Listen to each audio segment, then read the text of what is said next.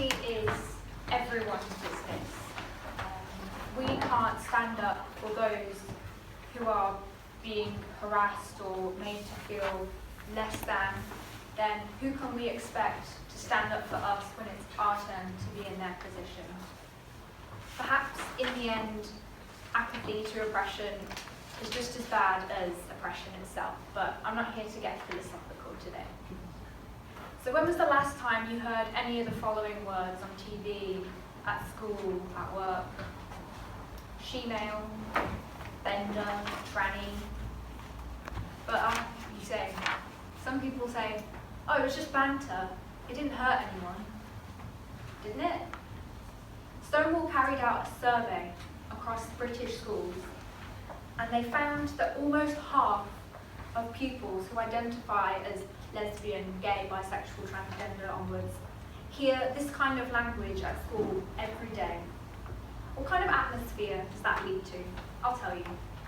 Almost 10% of transgender pupils at school have faced death threats from their peers. Almost 90% of transgender pupils who don't feel safe or comfortable in pursuing their transition are suicidal. 90%.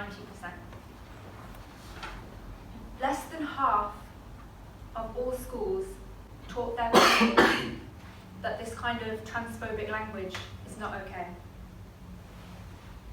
Some people say, it's their fault. They chose to be trans. It's their fault for being sensitive. Discrimination is never the victim's fault. Baseless hate is not an informed opinion.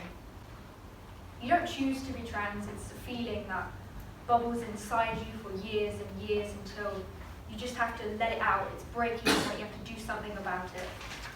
But we're not here to argue about that. People are people, we're all beautiful and natural, we all deserve the same chances in life. We all deserve to feel safe in life. I've been who I am my whole life. I was a teenager once. I was 5 years old once. Would you tell that 5-year-old that they deserve hate, death threats at school, going online, going in the media and seeing people trying to police their very existence just because of the body that 5-year-old was born in? So now, whose fault is it? Who do we point to? The people who say these things? The people who put hate in front of our eyes on TV and the news, in extreme politics?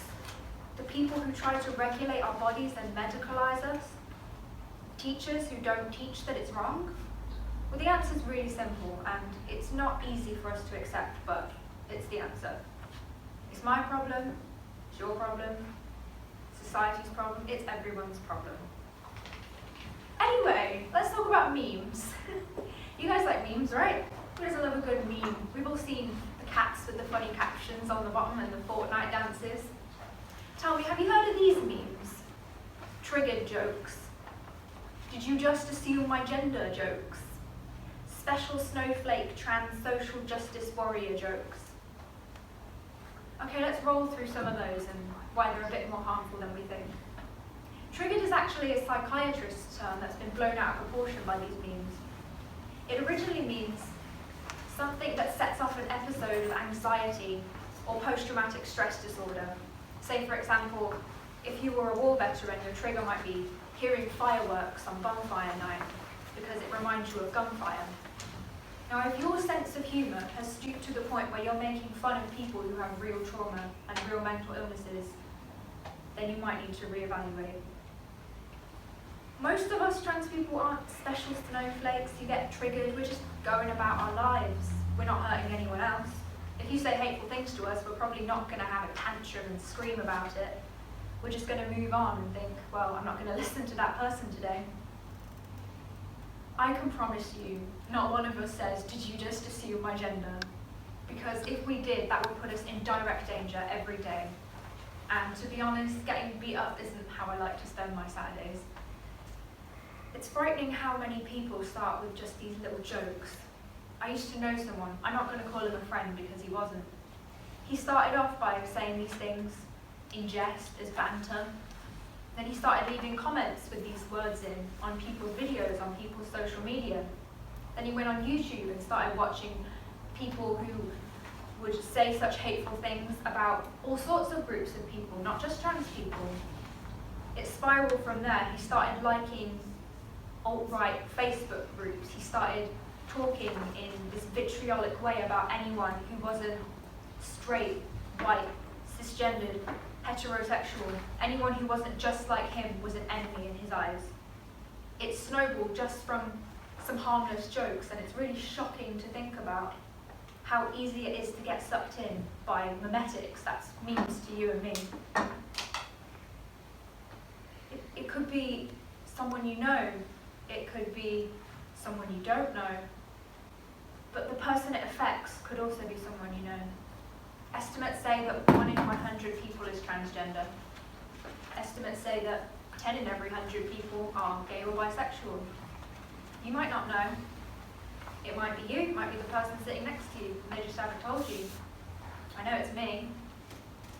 How would you feel if you said something like that?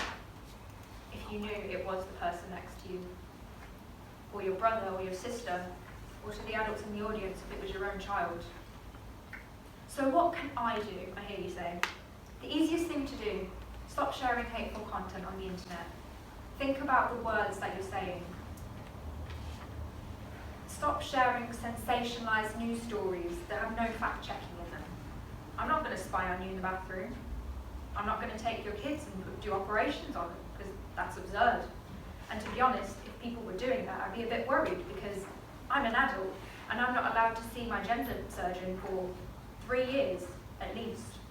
And that's the case for everyone in the UK.